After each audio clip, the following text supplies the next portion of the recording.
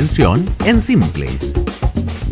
¿Cómo están ustedes? Bienvenidos, bienvenidas a nuestro gran programa para entender el trabajo que está realizando la convención. Nuestro programa por eso se llama La Convención en Simple, porque básicamente se trata de una conversación y un acompañamiento al trabajo que está realizando la Convención Constitucional, que nos interesa muchísimo, que es tremendamente relevante para el desarrollo de nuestro país, y es por eso que lo simplificamos junto a Alejandro Fernández, abogado y director ejecutivo de la Fundación Pacto Social. ¿Cómo estás, Alejandro? Todo bien, Sole. Nueva semana, más energía. Más Otro energía, podcast. sí, vamos con muchas ganas.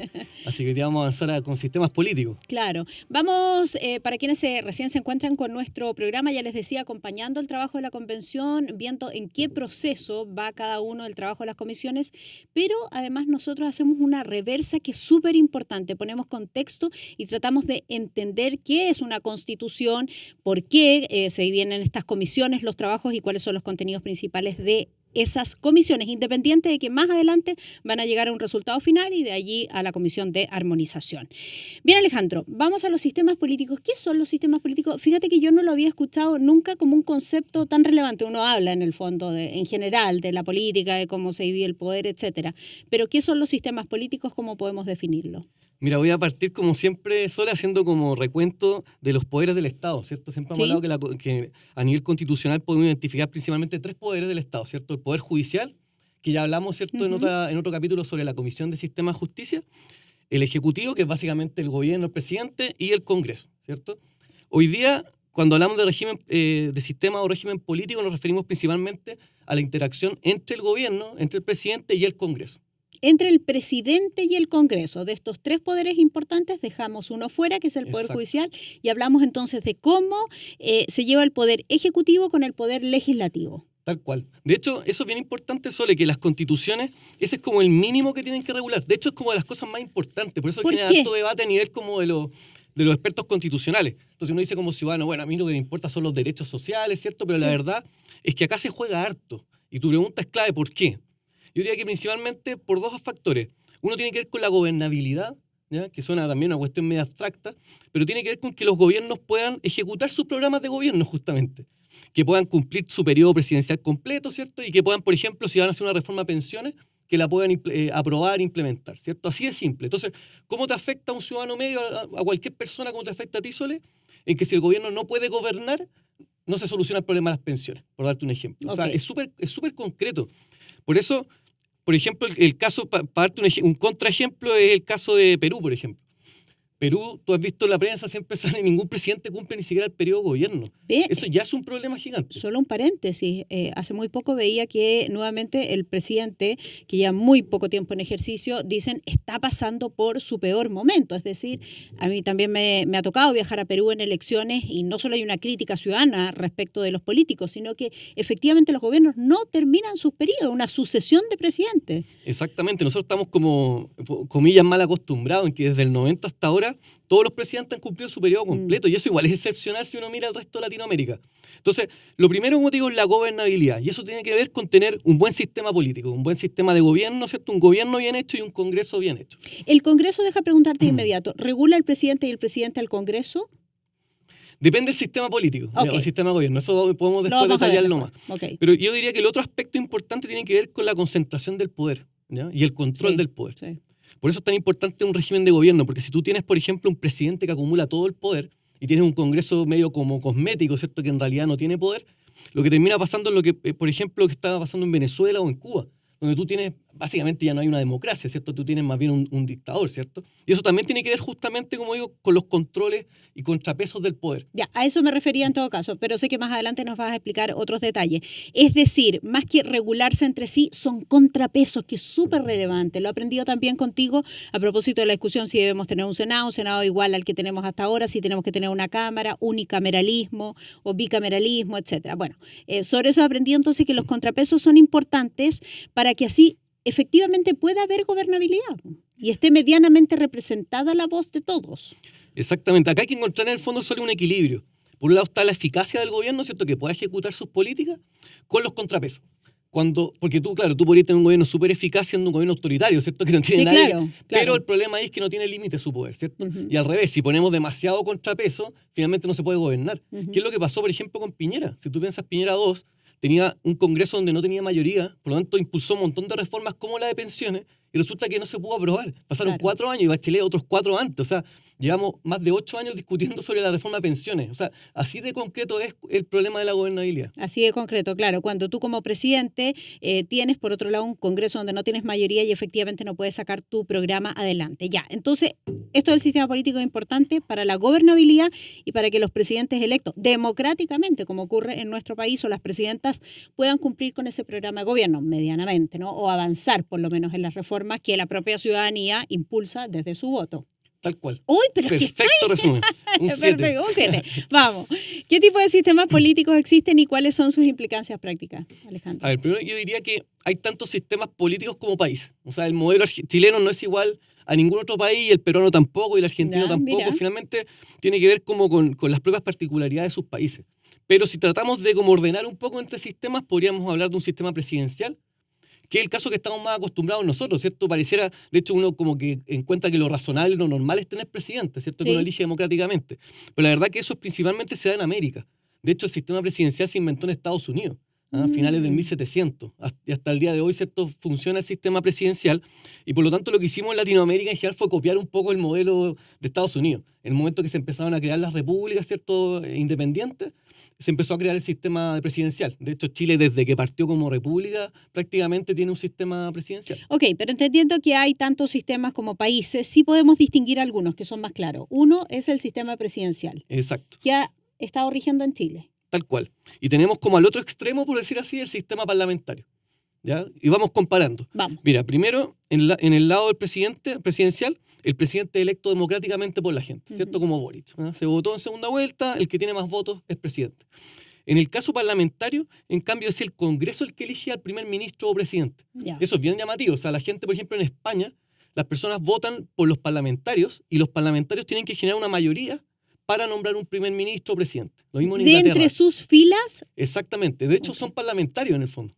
Y ellos lo eligen. Entonces, es súper distinto. En el fondo es como un sistema indirecto. Tú eliges los parlamentarios y ellos tienen que elegir al primer ministro. Ya. Versus el nuestro, que va directamente el voto al presidente. Ya, ahí hay una diferencia importante. Súper importante. Y culturalmente está muy arraigado también. Tanto allá como acá. Exacto. También otra diferencia es que en el caso del presidente es jefe de gobierno y jefe de Estado. Ya, esto suena también medio técnico. Pero el jefe de Estado uno podría decir que es el que representa al país, representa al Estado. Por ejemplo, el presidente de Chile cuando va a otro país, ¿cierto? A algún acto protocolar o cuando firma un tratado internacional, está actuando como jefe de Estado. ¿Ya? Y jefe de gobierno básicamente gobierna, ¿cierto? Gestiona el Estado, ¿cierto? El gobierno, desarrollando programas de gobierno, como decíamos, ¿cierto? Un programa de salud, de educación, políticas sociales, tiene que ver con todo lo que es propiamente de gobierno. En cambio, en el caso de los sistemas parlamentarios, es distinto porque están separadas las dos figuras. El jefe de Estado, por ejemplo, en el caso de España, es el rey. ¿Ya? Y de hecho, ¿te acuerdas que ahora, hace poco, cuando fue el cambio de mando, el que vino fue el rey de España, ¿cierto? Al cambio, porque viene representando al Estado español. Él representa a España. Exactamente. Ok, y el jefe de gobierno representa al gobierno español. Exactamente. El presidente, de hecho, Pedro Sánchez, que es el presidente español, fue elegido en una negociación política dentro del Congreso. Lo recuerdo ¿cierto? perfecto. Por lo tanto, son dos cosas distintas. Eso también es como bien particular, ¿cierto? Otro elemento también relevante es que en el caso del presidente, el Congreso no puede, en principio, removerlo, en términos generales. Está establecido excepcionalmente la acusación constitucional, ¿cierto? En nuestro caso, en nuestro caso, el sistema presidencial. Sí. En los sistemas presidenciales es muy excepcional la posibilidad de removerlo. Sí, y está súper especificado. Está súper especificado. Se repasó en su momento cuando algunos levantaron la voz y querían remover o presentar por lo menos una acusación constitucional, que de hecho lo hicieron en contra del presidente Piñera. Exactamente. Es muy específico respecto, dice, como a digamos, infringir gravemente la Constitución o las leyes, ¿no? O afectar la seguridad de la nación. O sea, es muy relevante, pero además requiere un quórum más alto en el Senado, por lo tanto es muy excepcional. En cambio, los sistemas parlamentarios, el Congreso puede sacar al presidente cuando quiera, básicamente porque el presidente o el primer ministro depende de la confianza del Congreso. Es lo que se llama la moción de censura, ¿no? Perfecto. Entonces también ahí tiene, podemos seguir haciendo distinciones, pero en términos generales, macro, son esas diferencias. Y en términos macro también, perdón Alejandro, sí podemos distinguir estos como dos grandes sistemas, o los sistemas que se aplican en la mayoría de los países, o en los países que conocemos, tanto en América Latina como en Europa. Exacto, y entre medio tenemos un montón de mezclas. Hay híbridos entre, por ejemplo, el semipresidencial que se habla siempre de Francia, donde de hecho ahora también están en elecciones, donde se elige al presidente, al jefe de Estado se elige democráticamente, que es Macron, y el Congreso elige al primer ministro. ¿Ya? Y lo mismo en Perú, también son híbridos extraños, porque supuestamente Perú es un sistema presidencial, pero por ejemplo el Congreso puede remover a los ministros de Estado regularmente, de hecho lo están haciendo todo el tiempo. Sí. Entonces, como digo, al final no son sistemas tan puros, sino más bien son medios mezclados, y ahí está la dificultad, digamos, cómo das justo en el punto para que se genere un sistema que tenga coherencia, que funcione. Ahora, lo que entiendo de nuestra conversación es que tanto en el sistema presidencial como en el sistema parlamentario, ¿no? De todas formas tienes que buscar contrapeso, sea quien sea la figura. Presidente, Congreso, primer ministro, jefe de gobierno, jefe de Estado. Eso es lo que estoy entendiendo. Es decir, que cada uno de ellos tiene que haber un mecanismo de contrapesos entre ambos. Exactamente. Y también con otras instituciones. O sea, además de el Congreso, por ejemplo, y el caso del gobierno, tú tienes, por ejemplo, el Tribunal Constitucional, ¿cierto? Que también es un contrapeso. Por ejemplo, para que el Congreso no haga leyes aprovechando una mayoría específica, leyes que vulneren los derechos de las personas. Entonces ahí está el Tribunal Constitucional. Está la Contraloría también como otro contrapeso, ¿cierto? Que fiscaliza en general las acciones, ¿cierto? Los actos administrativos, gastos de recursos del gobierno. Entonces tiene distintas instituciones, pero súper importante eso. O sea, como que al final, aunque suene un poco latero, las constituciones se tratan mucho de eso, de crear poder y de limitar ese poder. Y de limitar ese poder, qué interesante. Mira lo que tú mencionabas respecto de los sistemas políticos. ¿En qué estamos nosotros? Ya hablamos de qué atribuciones tiene el presidente de la República, qué rol juega el Congreso en el sistema político. ¿Podemos repasar algo de eso? ¿De cómo es actualmente en Chile? Sí, porque en general, claro, sabemos que hay un presidente y un Congreso, pero el detalle a veces uno no lo maneja tan bien. Primero, el presidente en Chile es el principal legislador. O sea, uno siempre habla del Congreso, el que hace las leyes, pero la verdad que tiene más atribuciones el presidente. ¿Y por qué? Básicamente porque los proyectos de ley más importantes los puede presentar el presidente solamente. Lo que se llama iniciativa de ley. Exactamente, iniciativa exclusiva del presidente, iniciativa de ley. Y, por ejemplo, todos los proyectos que impliquen gasto público, tiene que ser del presidente. Ahora, cuando decían eso, yo decía, ¿y hay algún proyecto que no implique gasto? Bueno, de hecho, la mayoría de los proyectos importantes, ¿cierto?, tienen que ver con gasto, sobre todo las políticas sociales. De hecho, tuve un montón de leyes que impulsan los parlamentarios, que son como declarar el día del guaso, día de no sé qué. O sea, hacen muchas leyes que son, la verdad, más bien como simbólicas más que como sustantivas. No teniendo nada contra los guasos. No, perfecto. Entendiendo que es relevante, pero obviamente hacer leyes sobre eso no es lo más urgente ni importante. Ya, entonces, pero tiene que ver con quién tiene la iniciativa. Exactamente. En este caso. Además, el presidente tiene la urgencia. O sea, el presidente puede establecer cuál es la prioridad con la que el Congreso va discutiendo las leyes. Dice, esta ley quiero que se vote hoy día, ahora, o en pocos días, en pocas semanas. Y lo tercero, que también es importante en el ámbito legislativo, es el veto. El veto del presidente, que básicamente es cuando el Congreso ya aprobó una ley, llega al presidente para que la promulgue y él puede vetar total o parcialmente, que es básicamente rechazar parte de esa ley. Ok, sí, recuerdo perfecto esa discusión a propósito del primer retiro, del 10% del fondo de pensiones, donde le preguntábamos mucho al expresidente Sebastián Piñera si es que iba a vetar o no la ley. Exactamente. Era como su último recurso, estando en contra del retiro. Ahora, claro. Ojo que no significa que se rechace por eso, sino que vuelva al Congreso y ahí tienen que insistir el Congreso por 2/3. ¿Ya? Pero también es una facultad bien relevante, como que genera un contrapeso. Ahora, como bien dices tú, si uno mira un poco lo que ha pasado el último tiempo en el gobierno y en el Congreso, ni las urgencias se están respetando. El Congreso hoy día fija la prioridad que quiere. E incluso lo que decías tú, el caso de los retiros del 10%, se discutió mucho si el Congreso tenía iniciativa para eso. Y la verdad que estrictamente no. Finalmente reformaron la Constitución y hicieron una vuelta, digamos, para poder hacer una ley sobre un tema que no le corresponde hacer.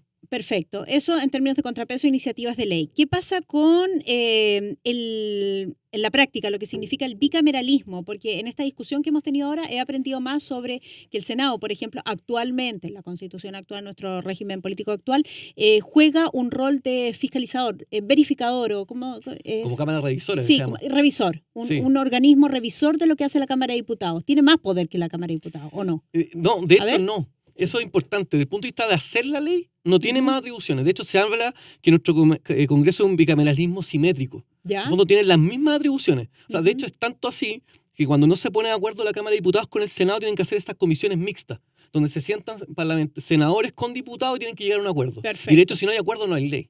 ¿Ya? Por lo tanto, desde ese punto de vista tienen las mismas facultades. Lo que pasa es que tienen diferencia en otras cosas. Por ejemplo, la fiscalización, que es una atribución solamente de la Cámara de Diputados. O la posibilidad de nombrar autoridades. Por ejemplo, el Senado, el que aprueba el fiscal nacional. o también participa en el nombramiento de otras autoridades. Entonces, en ese sentido, el Senado uno diría que tiene cierta como una figura distinta a la Cámara de Diputados, porque son más viejos los miembros del Senado, duran más tiempo, duran 8 años, más tiempo, pero claro. estrictamente son el mismo poder. De hecho, la Cámara de Diputados también puede funcionar como Cámara Revisora, porque los leyes pueden entrar por el Senado también, indistintamente. Perfecto. Por lo tanto, como te digo, al final son equivalentes.